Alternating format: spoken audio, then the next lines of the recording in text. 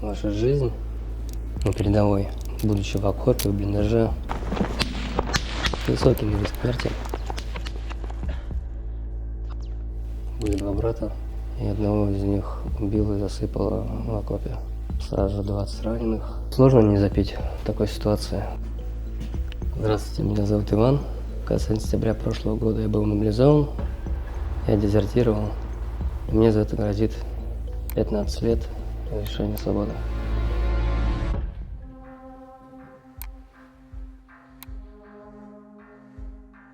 Родился в маленьком городке.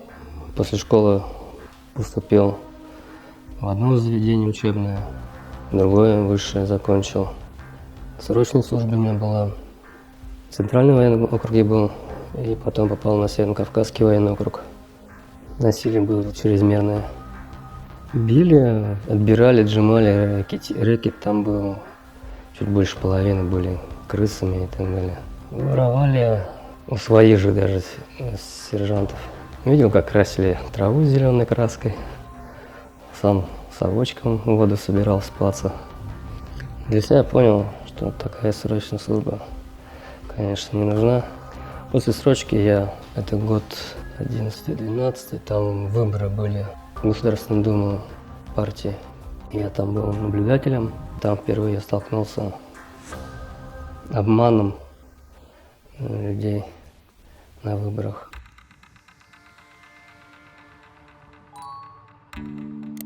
Взяли выездную урну, в больницу отвезли эту выездную урну. Главврач только пустил одного человека под видом того, что там санитарная зона, там больные и так далее. И там оказалось очень много, прям пачками сложных бюллетеней за понятно какая партия. За Единую Россию. Видно, что там некоторые бюллетени прямо штопкой клали, но они немножко веером распались. Нету такого, что-то смятого или сломанного такого не было. У меня открылись глаза. Это я сам увидел. После этого я понимал и для себя сформировал четкое политическое взгляд и искал себе кандидата, который говорит правду. Из оппозиционных партий даже коммунисты были. Лишь бы было не Единая Россия. Потом, конечно, начался 2014 год. Я уделял внимание внутриполитическим моментам, ситуациям, что у нас происходило в стране. Все зарождалось здесь. И люди эти, которые дают какие-то приказы, там, принимают законы, они находятся в России. Это из-за тех бандитов, которые пришли к власти. Если говорить про эти 8 лет, после университета устроился работать, зарплаты в районе минималки, чуть выше. Спасало то, что я работал на нескольких работах. Подписывал петиции. Рискованно было, конечно, все равно указываются паспортные данные. У меня были родители, они были пожилые, уже на пенсии. Надо было отплатить родителям, тем же помочь им. —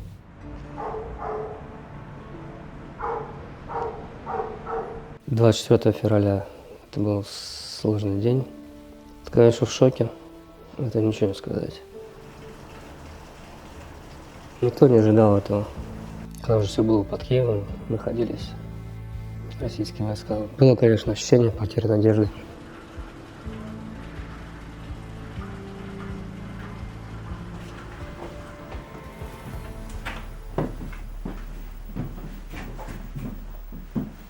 После того, как Путин объявил в сентябре о мобилизации, буквально на следующий день учили повестки.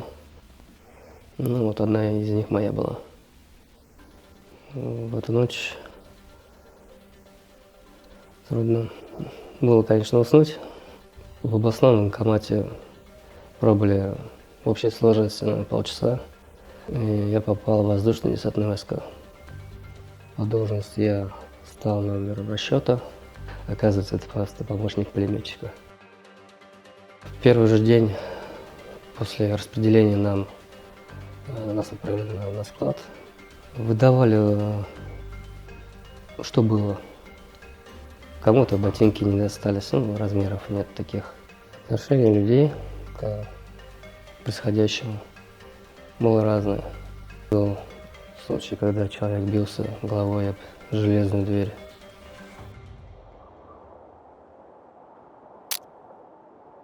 И уже в ноябре мы были на территории Украины, должны были контратаковать наступающие и прорвавшиеся силы.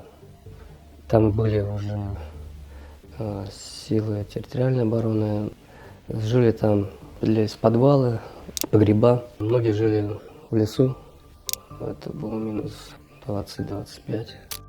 Когда мы не передвигались, место мы уже тогда не мылись от несколько дней. Все были чумазые, как сажей копоти. Даже есть первые дни не готовили. У нас были сухпаи, которые довольно быстро закончились. Некоторые голодали, некоторые из погребов вставали там, продукты ели. Ну, сложно не запить в такой ситуации. При минуту обстреле понимаешь, какая мощь, какой ужас войны происходит. Руки начинают трястись. Были два брата, и одного из них убил и засыпало в окопе. Сразу же 20 раненых. Фотография с поста. Несли дежурство по охране подъездов к населенному пункту к этому. Самое существенное — это процедура посещения туалета. Она же самая опасная. Ну, это все сопровождается взрывами, выстрелами, пролетами различных дронов, снарядов.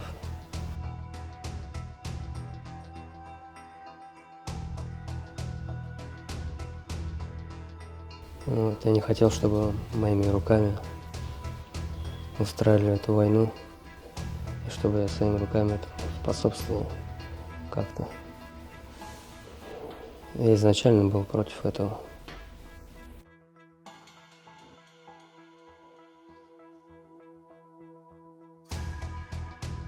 Будучи еще на территории Украины, слушал радио, там украинские тоже были, ловил хорошо. Там был как раз проект «Хочу жить». Вот, один из вариантов был таких крайних. Это перейти через линию соприкосновения. Одна из организаций, которая помогает дезертировать, это «Идите лесом». Сам маршрут довольно интересный был. Возможно, он сейчас существует, поэтому я думаю, лучше его оставить пока в тайне, чтобы другие люди могли им воспользоваться. В итоге я дезертировал, это до 15 лет. Ощущения были такие, что бегаю, не знаю, по зданию, по комнате, вырывая себе волос, крикаю, что вообще, как это можно выдержать такое напряжение. Ты понимаешь, что ты как будто заново родился, но ты не понимаешь, что дальше. К сожалению, я сейчас, конечно, не могу себе раскрыть, потому что это не финальное мое путешествие, не конец моего пути по дезертирству. Боюсь, что меня могут достать, ну и судить, наверное, и отправить обратно.